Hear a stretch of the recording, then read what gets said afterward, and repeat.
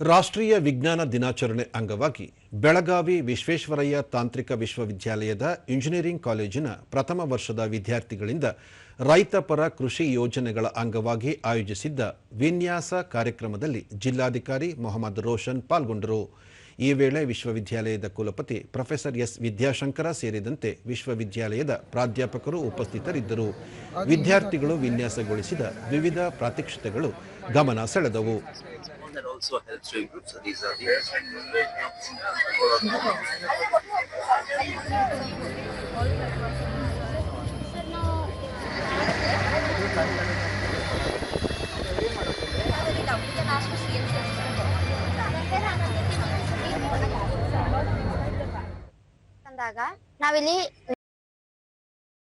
ವಿದ್ಯಾರ್ಥಿನಿ ದೀಪಿಕಾ ಹೊಲದಲ್ಲಿ ಹೆಚ್ಚುವರಿ ನೀರು ಹೊರತೆಗೆದು ಅಗತ್ಯವಿದ್ದಾಗ ಮರುಬಳಕೆ ಹಾಗೂ ರೈತರ ಬೆಳೆ ಹಾನಿ ತಡೆಯುವ ಕುರಿತು ಯೋಜನೆ ಸಿದ್ಧಪಡಿಸಿದ್ದು ಇದರಿಂದ ರೈತರಿಗೆ ಉಪಯುಕ್ತವಾಗಲಿದೆ ಎಂದರು. ಆಮೇಲೆ ಇದು ಇಲ್ಲೇ ಸ್ಟೋರ್ ಆಗಿರುತ್ತೆ ನೀರು. ಆಮೇಲೆ ಬಿಸಿಲುಗಾಲದಲ್ಲಿ ನಮಗೆ ಜಾಸ್ತಿ ನೀರನ್ನೇ ನಾವು ವಾಪಸ್ ಫೀಲ್ಡಿಗೆ ಬಿಡಬಹುದು. ಇದರಿಂದ ಮಳೆಗಾಲದಲ್ಲೂ ಬೆಳೆ ಹಾನಿ ಆಗುವುದಿಲ್ಲ ಮತ್ತು ಬಿಸಿಲುಗಾಲದಲ್ಲೂ ಬೆಳೆ ಹಾನಿ ಆಗುವುದಿಲ್ಲ. ಮತ್ತೊಬ್ಬ ವಿದ್ಯಾರ್ಥಿನಿ ವಿದ್ಯಾ ಹೊಲದಲ್ಲಿ ರೈತ ಒಂಟಿಯಾಗಿ ಸುಲಭವಾಗಿ ಬಿತ್ತನೆ ಕಾರ್ಯ ನಿರ್ವಹಿಸುವ ಸಾಧನ ಸಿದ್ಧಪಡಿಸಲಾಗಿದೆ ಎಂದು ಹೇಳಿದರು.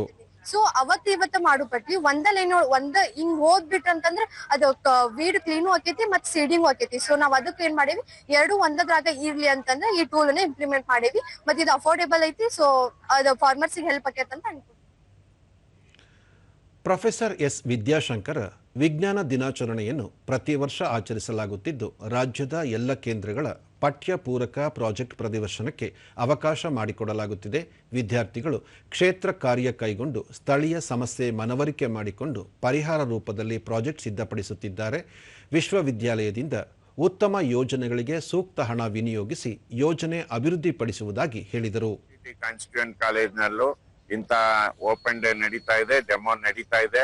ಎಲ್ಲ ಸೆಂಟರ್ಗಳಲ್ಲೂ ವಿದ್ಯಾರ್ಥಿಗಳು ಪ್ರೋಟೋಟೈಪ್ ಅನ್ನ ಡೆವಲಪ್ ಮಾಡಿದ್ದಾರೆ. ಅದನ್ನ ಯಾವ್ದಾದ್ರು ಬೆಸ್ಟ್ ಔಟ್ ಆಫ್ ಬೆಸ್ಟ್ ಅಂತ ಒಂದು ಫೈನ್ ಸೆಲೆಕ್ಟ್ ಮಾಡಿ ಅವರಿಗೆ ಫಂಡಿಂಗ್ ನೀಡುವಂತ ಕೆಲಸ ಇವತ್ತಾಗ್ತದೆ ಅನ್ನೋದು ಹೇಳೋದಕ್ಕೆ ಬಯಸ್ತೇನೆ.